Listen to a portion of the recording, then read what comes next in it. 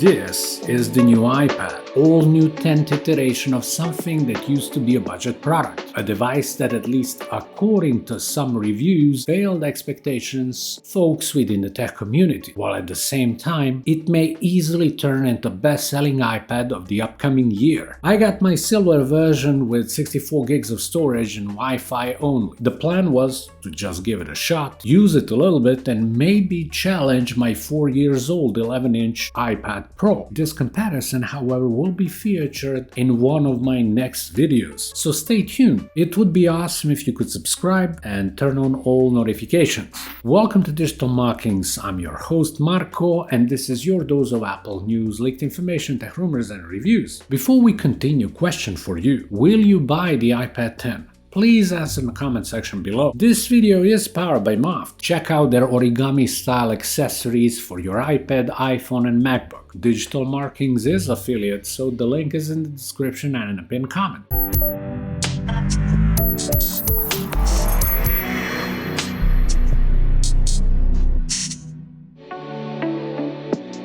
As in every review, we will start from unboxing experience. Apple packaging is unique in its own way, and as it is the case with other products, everything went smoothly. Inside, the very first that takes all the attention is the new iPad, made of aluminum mainly with solid build quality. It's heavier than my iPad Pro thanks to its almost 70mm of thickness. Beside the iPad, we got the manual USB-C charging cable, which looks like it's braided, and 20-watt power adapter. Time to get rid of the mess. I have to admit that this iPad really feels good and sturdy in hands and gives the impression it's more resilient than the device that I own. Let's have a quick look at the new speaker holes from both sides, USB-C 2.0, volume keys, and power button with a Touch ID. I didn't stare at the new 3-pin magnetic connector since I didn't purchase new keyboard, although I felt tempted. Let's turn it on, shall we? There is no Face ID nor home button. Same as on the iPad Air and 6th Gen iPad mini, the Touch ID is within the power button, so to unlock it, just put your finger on that sensor. 10th generation iPad packs all new 10.9-inch liquid retina LED display with 2360 by 1640 pixel resolution at 264 pixels per inch, with True Tone technology and up to 500 nits of brightness. As it was expected, there is no lamination, which frankly seems silly, but majority of non-demanding users wouldn't care nor notice unless they have something better to compare it against. You can see a bit of extra reflectivity, which may be worse when ambient light is stronger, although at home, and I assume at the office, this isn't such a big deal as some people are trying to portray. Seriously, the screen is sufficiently bright and it has good color reproduction, although keep in mind this model doesn't support P3 ultra-wide color gamut. The touch responds quickly on every input and it's decently fast, regardless if it's standard 60Hz refresh rate screen. Besides its design change, the iPad 10 featured for the first time ever front-facing shooter in the landscape mode. I have to say it feels much more natural. This is center stage ready 12-megapixel ultra-wide camera, which kinda follows you while in a FaceTime call, but my focus was to simply give it a try to see how it looks like on typical selfie photos and video. As it's been already known, center stage camera may be cool for video, but it's not as sharp for selfies. I got surprised with microphone quality though, cause it sounds good and it doesn't pick up a lot of external noise. Hey, I'm just testing mic and front-facing camera. I hope you can hear me well. Rear camera I didn't test though, cause it's definitely better than the one on its predecessor, but not many people are using this device to do photo shooting. New stereo speakers sound good enough. They're nicely balanced and much better than as it was the case with 9th generation model.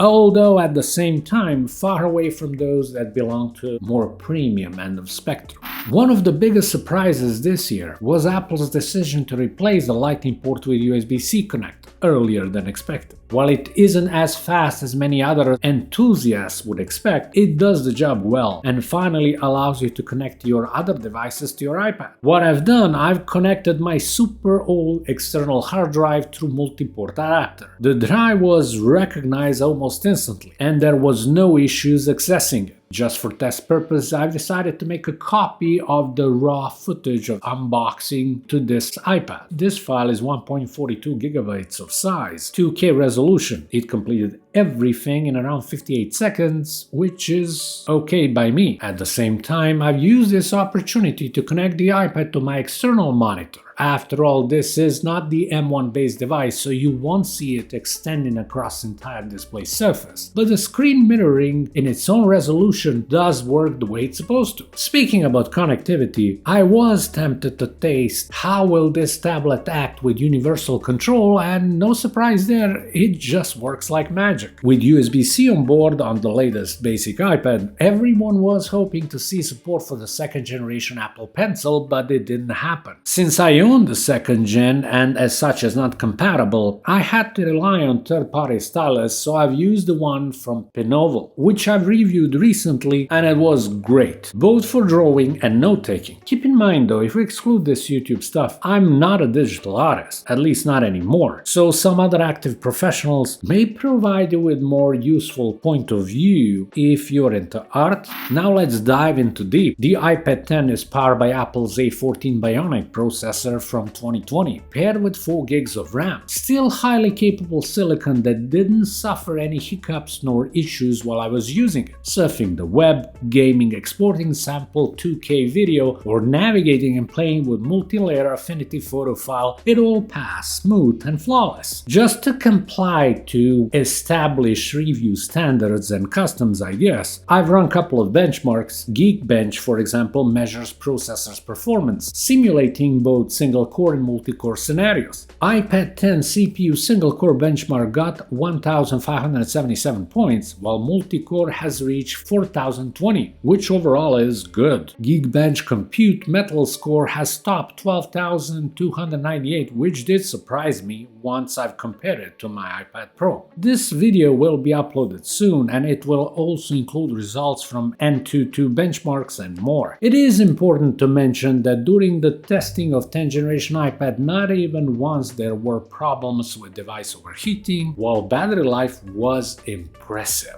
So what do I think about this Apple's new tablet? This is an excellent product, and if you haven't used any other iPad before, especially one of the higher calibers, you'll be more than pleased with it. It's fast, responsive, stable and reliable, both thanks to its powerful hardware and iPad OS. It will provide you with good multimedia experience, and it can serve you for some more demanding tasks too. If you want to use it for note-taking or art, you can still go for it, because it will do the work just fine, regardless if you go for Apple Pencil Original or third-party solution like I did for the sake of this video. Now, truth to be told, if you are graphics professional, you do want something at ultra-wide color gamut and laminated display, because this can make a difference for your line of work. For everyone else, device as it is now is perfectly okay. Sadly, comparable to its predecessor, this is a bit pricier tablet. And if you go outside of US, this becomes even more obvious. Now there is one problem. 2020 iPad Air, which in terms of performance is similar but at the same time still more future-proof device with its laminated display, P3 ultra-wide color gamut and support for Apple Pencil Generation 2. It just arises as a better alternative to anyone who is willing to look for it.